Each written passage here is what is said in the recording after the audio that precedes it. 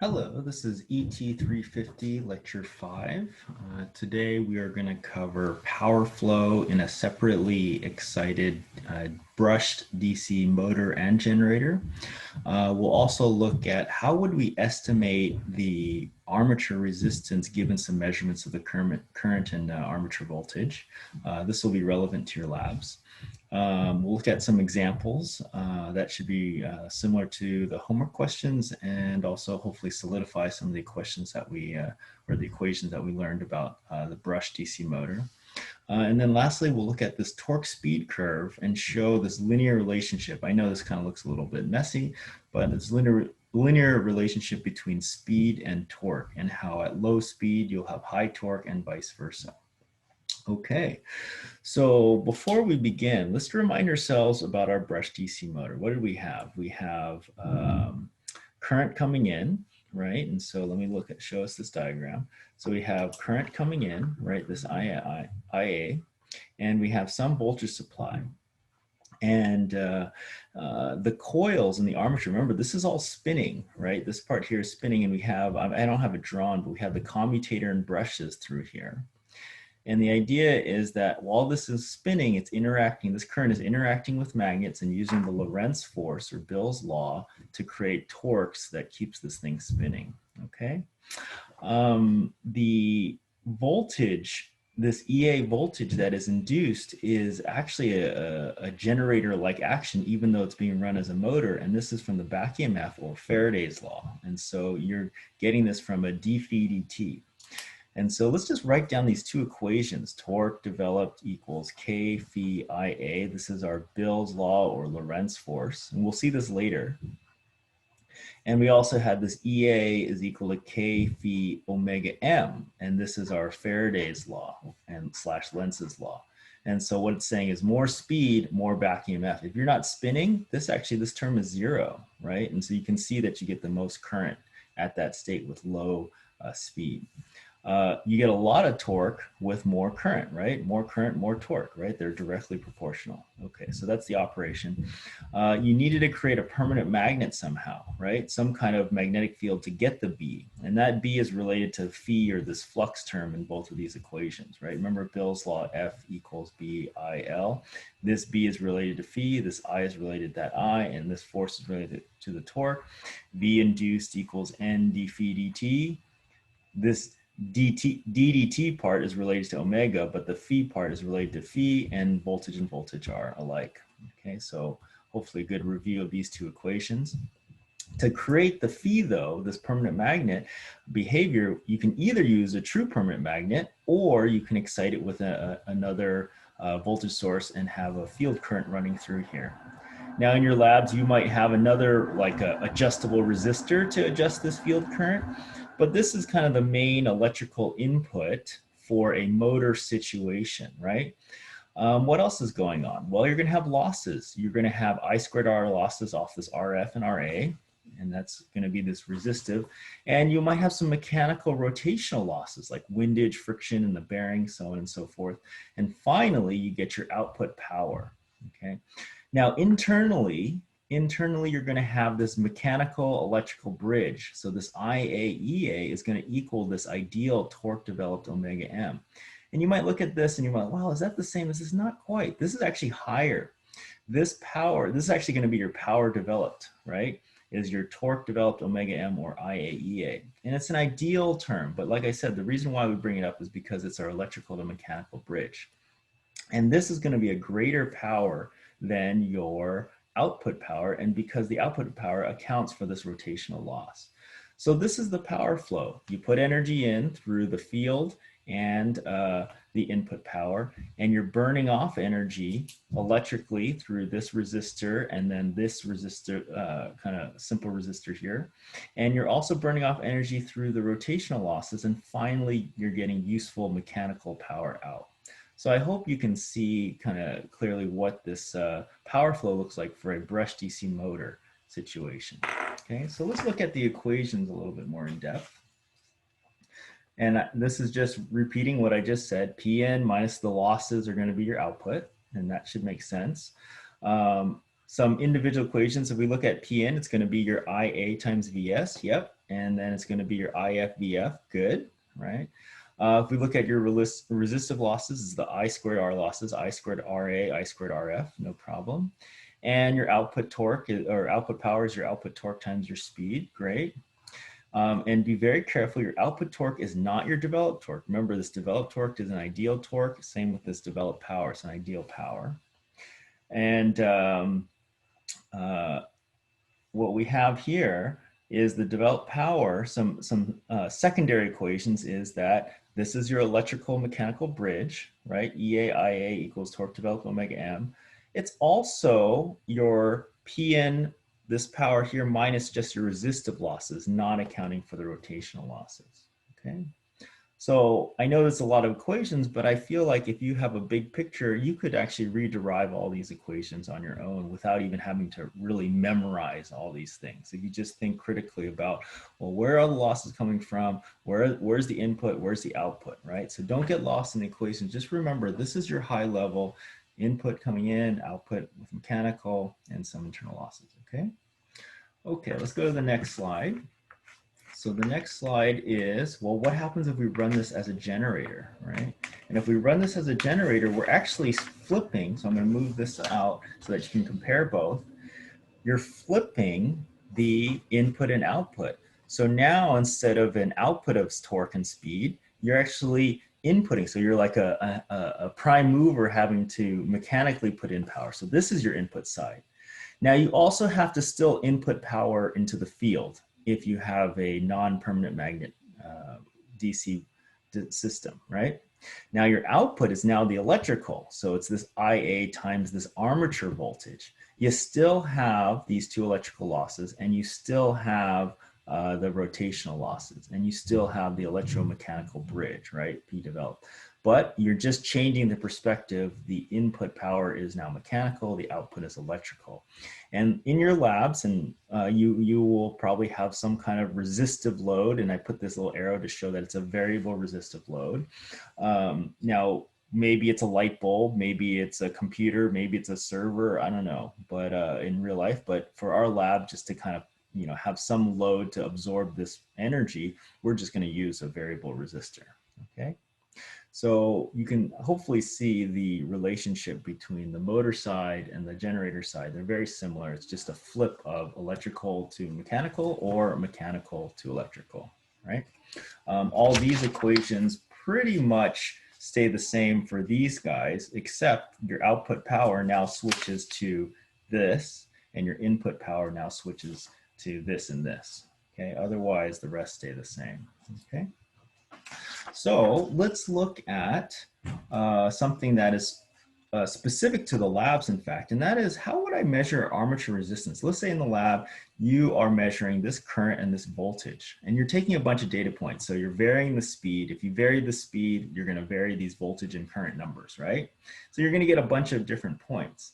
But let's say if we can predict the behavior, could we get what that resistance is? And so if we look at this very simple circuit, we have two voltages and we have a resistor and a current. Well, we can tie all those together using our good friend nodal Ohm's law. And so IA, remember IA, where the tail of the arrow is this node voltage, so V armature in this case, minus the node voltage at EA over here, EA. So and then all divided by RA. So you have IA equals V armature minus EA divided by RA. And you've seen this before over and over in ET250, so it's not a huge deal. Let's say we get this into a form where I'm solving for the armature. Okay, let's just do that real quick. So I can pull the RA upstairs, and then you can see I can pull the EA to the other side. So V armature equals RA IA plus EA. And let's say we wanted to plot this, like plot IA and V armature on a simple plot where this is the x-axis and this is the y-axis. And so you have some y equals mx plus b form. And I hope this screams out a line to you where this term is actually the slope and this term is the y-intercept. And you can imagine if we had a positive slope, like a positive RA, we would expect something that looks like this, where on the x-axis you have current, on the y-axis you have the armature, and if you had a positive slope, you go up, you have a positive EA, you're starting at some non-zero and positive y-intercept. And you can imagine you're plunking all these lines down, then you can use Excel or whatever to fit a line, and it'll tell you what the slope is. That slope would be an estimate of this resistance here. And so this is a calculation you'll have to do in the lab. And what you can do is actually take, when this is not spinning, if it's not spinning, this voltage is zero, right? Because omega m is zero. This is not spinning, this voltage is zero. And if you take resistance measurements, you'll actually measure this resistor and you can compare that number to the slope you get. And we're hoping that you get the satisfying result that they're very close in value. Okay, so this would be the process for lab. Take IA, the armature data points, fit a line, and then the slope should be approximately RA. Okay, okay. All right, so let's do some example problems. And like I said, I hope these example problems just solidify all the equations. Now, these are two big equations, and we also have the power equations that we just talked about. So let's bring up that page with the power equations there. Okay, good. And let's see if we can take these power equations and these two equations and see if we can solve some of these problems. So in this case, we have a separately excited motor. So this is your field current, and then this is your armature circuit, all right? And what they're saying is both of these are set to 180 volts, all right? They're saying that the current at this instant in time is going to be 10 amps. And they give you the resistance. So this is 150 ohms, and this is a very small resistance, 1.2 ohms, okay? And they're saying it's spinning at about 1200 RPM, okay? Now, what they want you to find is, well, what would be this back EMF? Now, of course, this is like an ideal back EMF. How do you actually get this back EMF? What does this physically mean? Because the resistance is embedded throughout the entire coil. But if if we were to literally break out these two elements and kind of play this game, what would the back EMF be, right? And don't notice these are two different values. What would be the ideal developed torque? What would be the ideal developed power?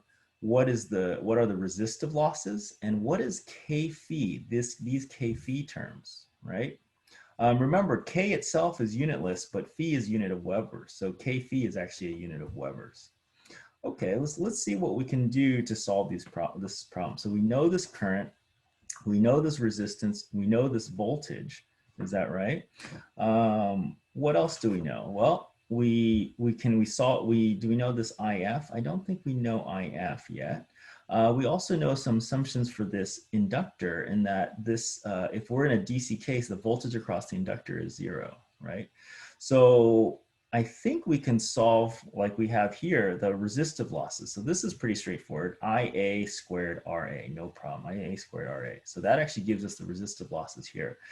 If we don't know what IF is, but we do know what VF is, then I believe we could use a VF squared over RF, since the voltage across here is zero, and by KVL, these would have actually the same voltage. Yep, and that's actually what we have here, VF squared over RF. Great. So what we found is this is burning off 216 watts, right? You have an input of 216 watts and output of 216 watts. So this internally kind of just cancels each other out in terms of input and output, right? This is burning off 120 watts, all right? So yeah, there's some efficiency losses here just to run it, right, as a motor. Okay, the total resistance is just the sum, so your total is 336, right? 216 plus 120. Okay, so that tells me I've gotten this term here done. So let's keep going. All right, so then we can look at, well, what's the next thing? So could we solve for this EA, right? Because that's what we're looking for, and one of the things we're looking for. We know IA, we know RA, we know VS. Again, we can use this nodal Ohm's law that we used previously, right? And again, IA equals VS minus EA over RA. Good. I know all these values. It's just one equation, one unknown, and I can bring the RA up here and then isolate the EA, so I get something like this, right? So just to kind of do it a little slowly, RA comes up. Good. And then the minus, I could bring the EA over, and the IA RA comes over with a minus. So that's how I get this. Plug in the numbers, so I get 180, right? So 180, 10 amps, good. And 1.2 ohms, good. And I get an EA of 168 volts. So I want you to look at this number and just make sure, does this make sense? We're in a motor situation. So in a motor situation, I better have a higher voltage here than here. Otherwise, current's not going to flow into my system and make it spin. And yes, 168 is less than 180. So good. I'm going to get current flowing from the source into the armature. Good. So I think I buy that number, 168 volts. Okay, so this is check. This is check. It seems like I could get this developed power because the developed power is just IAEA, and it looks like I know both now. And once I get that, if I know the speed, it looks like I could get the torque developed. So let's see if that thought process is valid.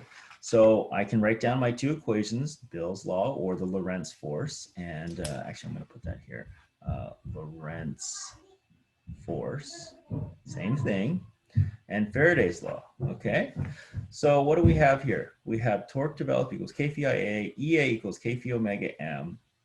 And actually, it looks like in my solution, I solve for the K phi first. And that's because I know EA and I know omega M. And how do I get omega M? Omega M is from this guy here. And so omega M, I can do a unit cancellation. Now I'm going to write it just a little bit more carefully. So if I have omega M, I have omega M and I want it in radians per second, but I'm given eta M. So this is eta, which is also a Greek letter.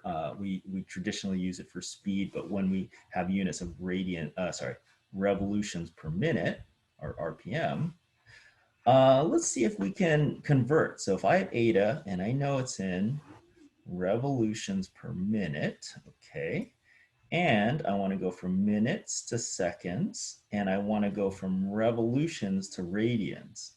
And let's see if I can cancel everything out. Good.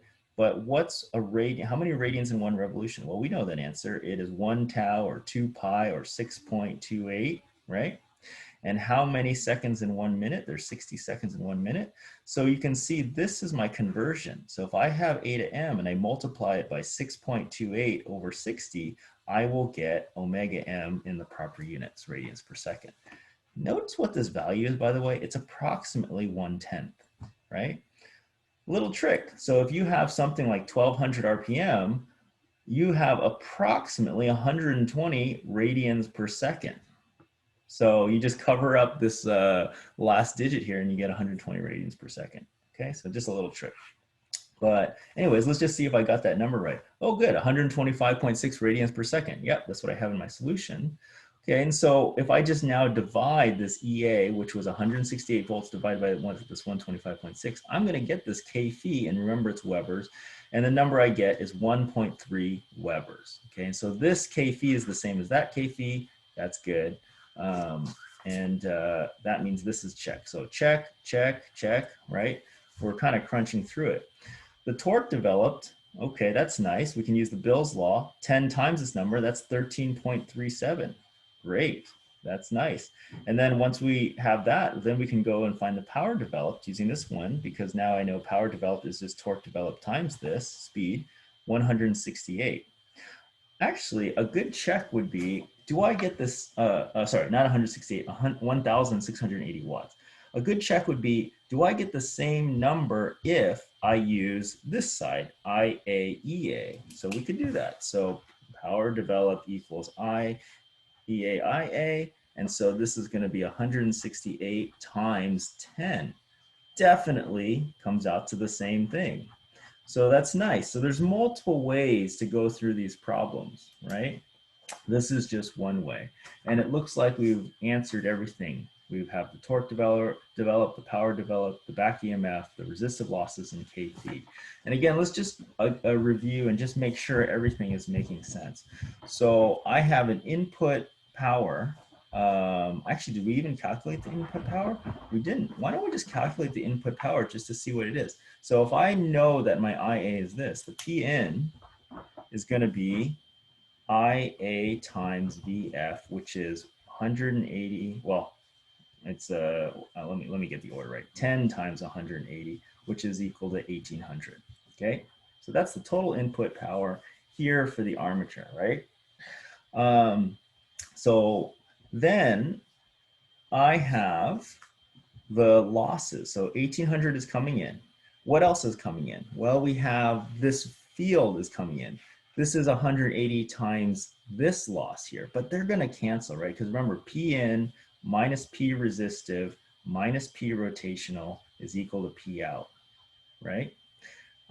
This is 1800, and then this is plus the P of the field minus IA squared RF or RA, and then also including the IF squared RF or VF squared RF. Now these ones cancel with that, so I'm just gonna let that fly and ignore that. We have the P rotational losses and we have P output. Now we don't have any data, I think, on these, so I'm not going to worry about calculating it, but I just want to see, does this make sense? So we have 1800, and then we have the I squared R losses, which is 336, right? If I subtract that, I should get the developed power, and let's punch that into the calculator. Where's my calculator? Right here. 1800 minus 336 is 1464, and this is the watts here. That doesn't quite add up. I think I'm missing something. Oh, and it's because this 336, oh, sorry, let me fix that. 1800, not 336, minus 120, because that's the armature losses. And then I get the same answer here, 1680. So again, I'm confirming that the developed power is the same whether I use the torque developed omega m, whether I use the Pn minus resistive losses of the armature, or I use the IAEA like this. So I'm getting the three numbers the same. If I did have data on the rotational losses in power, what I better get is that this developed power here, here, and here is greater than this guy here on the output, right? Because you'd have to account for the rotational losses. Okay. All right, let's keep moving. So let's look at the next problem, where the next problem has a simpler situation where it's just a permanent magnet. So there's actually no field current in this case. So if there's no field current, you don't have the VF, IF, or the RF, right? You're assuming it's a permanent magnet, and you're given these values. Okay, so this time you are given the output power of 3 horsepower, you're given the speed, you're given IA, VS, and RA, right? And the question asks, well, what's the developed power, the ideal developed torque, the resistive losses, and the rotational losses? Okay. So let's see if we can figure out what information will give us these answers. So we know that the power developed is IAEA, right? Do we have EA yet? No. Oh, but we do have IA. We do have the resistance, RA, yep, and we do have the voltage. We could play that nodal Ohm's law again and get this EA. Good. If I get the EA and IA, I get the power developed. Good. Okay. If I know the power developed, do I have the speed? I have the speed. That means if I know power developed is torque times speed, and I know the speed and power, I can get the torque. Good. Okay. Can I get the resistive losses? Yes. It's an I squared R. Yep. It's an I squared R problem. Yep. Very good. And can I get the rotational losses? Well, that's from the energy balance. It looks like I have the output power. So Pn minus P resistive minus P rotational equals output power. I have one equation, one unknown. I could solve for that. So even before we started tackling, we can just kind of think about our strategy first and then start, crunching away. Okay. So let's see if in my solution we had the same thing. Resistive losses IARA, very good. And so I squared RA, yep, no field coils, and we just plunk it in, 12.2 amps squared times the 1.3, good, and we get 193.5 watts lost, just burning off as heat, all right? Let's see if we do the whole, we do actually a power balance here first, but we have at this point unknown, unknown, known, and known, okay? We know what the input power is. Yep, that is just IAVS. That is correct. Yep. What else? So we just solved for that. Wow, 2,684 watts. Okay. And then we know the output power is 3 horsepower. Good. This is the energy balance. And there's 745 watts to 1 horsepower. So this is going to be 2,237 watts. Okay. Now remember, this number better be smaller than the developed power that we will finally calculate. And this number definitely better be smaller than the PN, which it is. So 2,600 and 2,200. Good. Okay. And then we end up getting a rotational loss of 253 watts. Okay, so that's burning off in the windage and the friction of the bearings. Okay, so what we should find is this minus these two numbers equal this, and it looks, yeah, that looks about right. So if I take 2,600 minus 200 minus 250, yeah, okay, that's about 2,200. Okay, good. So then let's go and find the developed power and the developed torque, because it sounds like in my solutions I got these two. I'll put this on the side. So for the developed power, we have P developed. Oh, okay. I used in my solution Pn minus P resistive. I didn't even go the nodal Ohm's law way. So I could just take my difference here and I get 2,490.5. And that again is bigger than my output power because this is my ideal power, but smaller than my input power. Good. Yeah, better be because it's minus the resistive losses. And then once I get the developed power, I can now use my torque speed relationship. Now I have 950 RPM. Remember, it's about 95 radians per second. And if I do that, 2 pi over 60 conversion, yep, I get about 99.5 radians per second. And I get 25 Newton meters as my ideal torque. Excellent. Okay. So it looks like this is one way. We could go and just spitball and see if we can go the other way and see if we get the same numbers, right? So let me just write down what we have. We have, just to summarize, so we have all the numbers on one page. So Pn is equal to 2,684. P resistive losses equals, let me get that, P resistive losses. Oops, sorry. P resistive loss is 193.5. P rotational losses equals 253.4, and P developed is equal to 2,490.5. Okay. What else? We had P out is equal to 2,237.1. Okay. This number is bigger than this number, which is bigger than that one. Good.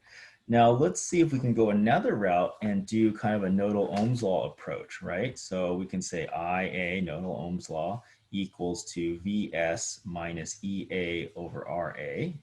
Okay, could we solve for EA? Yep, we could, because we know this, this, and this. So IA RA is equal to VS minus EA, and EA is equal to, if I bring this over, is equal to VS minus IA RA. So VS was 220 minus IA, which is 12.2 times RA, which is 1.3. So the back EMF voltage, this guy, if I punch into my calculator, let's just try it, 220 minus 12.2 times 1.3. So we got 204.14 volts. Okay, so that's this back EMF. Is it smaller than the source voltage? Yes, that's good. That means it's a motor situation. Current's going to go in. Okay, good. All right, so we have that. So what else? We have this voltage here. Power developed. Let's see, when we compute the power developed using this formula, IAEA, do we get the same number as kind of the energy balance approach? Both are valid ways. So IA is 12.2 times this back EMF was 204.14. Let's see what we get. So if I take, let's see here, 12.2 times 204.14, I get 2490.5, sorry, 2490.5 watts. Yay, this and this match. All right.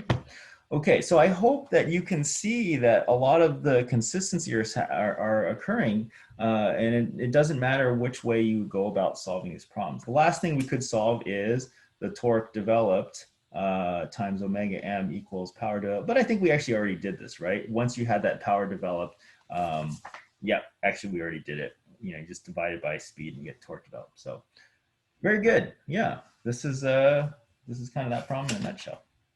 Okay, let's look at a torque speed curve. So this is hopefully going to give you a little bit more intuition on how these motors work. And again, I'm going to present this equation. It's going to look a little nasty, but I hope it highlights how the parameters of the motor and the behavior affect the torque and speed relationship.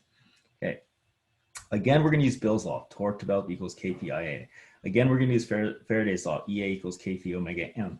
And we're going to use our nodal Ohm's law again, right? Ia equals Vs minus Ea over Ra. We've done these three, you know, a bunch of times already. So hopefully these three things are not a problem anymore, okay? And what I'm going to do is I'm going to like mush everything together, and I'm going to get a relationship that relates torque to speed, okay? And then I'm going to plot it on a like a YX plot. Okay, so if I have this Ia equals Vs minus Ea over Ra, let's see what I can substitute in. Well, I can put this K phi omega m, the Faraday's law, into here, okay? And it looks like I can take this whole thing and then punch it into the Bill's law or Lorentz force, right? Let me write that in, Lorentz force. Okay, it's the same equation. So I have torque dev equals K phi Ia, but the Ia is this entire Vs minus Ea over Ra, and this Ea is the K phi omega m. All right. At this point, we're nearly there, and what I'm going to do is just take this K phi, multiply it in, distribute it in, and then over here, and I'm going to just move the order around. So I get negative K phi times omega m over Ra. That's going to be here. Good. K phi squared over Ra omega m. And then I'm going to take this one, K phi Ra over Ra Vs, and then I'm going to put it over here. And what you should see is, again, that y equals mx plus v form. This is the y-axis, the x-axis, and this is the slope and the y-intercept. Okay. So let's rewrite that equation here. Torque developed equals negative K phi squared over Ra omega m times plus K phi over Ra Vs. And I know you're like, oh, this equation, what is this? What does it mean? Okay, well, if you have a slope that is negative, you know it's going down. And all these other terms seem like they're positive. So you're going to have something that looks like this, where you have this y-intercept, which is this value, and a negative slope. So the negative slope is going to be this K phi squared over Ra. And you're going to have this term here. Okay, so if we look at this, what is it telling us? Well, it's telling us if we are plotting on the x-axis the speed of the motor, it's saying the ability of the motor to produce torque is very high. It can produce a lot of torque if we're at a low speed. As we spin up, the ability of the motor to produce torque drops off rapidly, okay? All right, and you can see this fall off, right? Now you might ask, well, okay, well, what does this mean, right?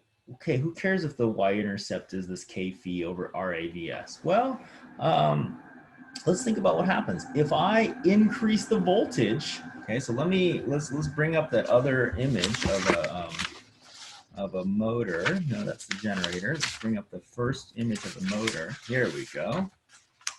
If I increase this voltage, I'm going to get more current, okay? If I get more current, I better get more torque from Bill's law, and this whole curve actually shifts up, right? Okay, that means my no load speed actually goes higher, right? Which means that if I'm even here, I can still produce torque. Okay, if that makes sense. If I have more flux, where's the flux coming from? Either the permanent magnet or the electromagnet, right? What is it changing? Well, it's changing this, but notice it's also making this steeper. So it's actually rotating the line. So yes, at the low, with more flux, with a stronger magnetic field, I have the ability to produce more torque, right, at the low end speed, but I have it's not something for nothing. I lose my high speed behavior, kind of like a gear ratio, right? You don't get something for nothing, right? So you can see that it rotates, right? What's the other parameter? The resistance. right? Notice the Vs only appears in B, but the resistance appears in both. If I increase the resistance, what happens? I decrease these two terms, which means my current. So this resistance went up. Like let's say I chose a lot more turns in some sense, right? Or a thinner wire and I had a larger resistance here. I'm not going to get as much current, which tells me I probably won't get as much torque, which means this curve is actually going to rotate down.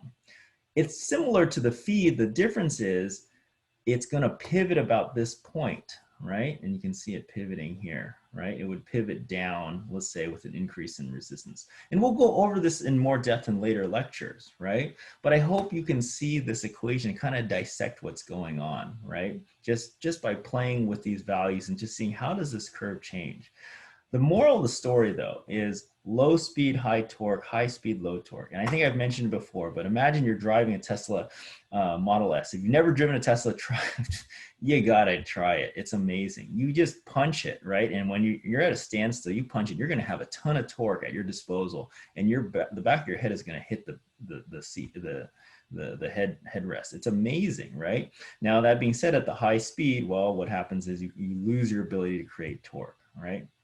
And this kind of figure, I know we're only talking about a brushed DC motor, but it is very applicable to a lot of electric motors. A lot of electric motors behave this way because of the back EMF that builds up as you speed up. You just can't fight it, right? It's always going to be there, right? Okay. So I hope this lecture helped your intuition. Yeah, I'll see you all in class.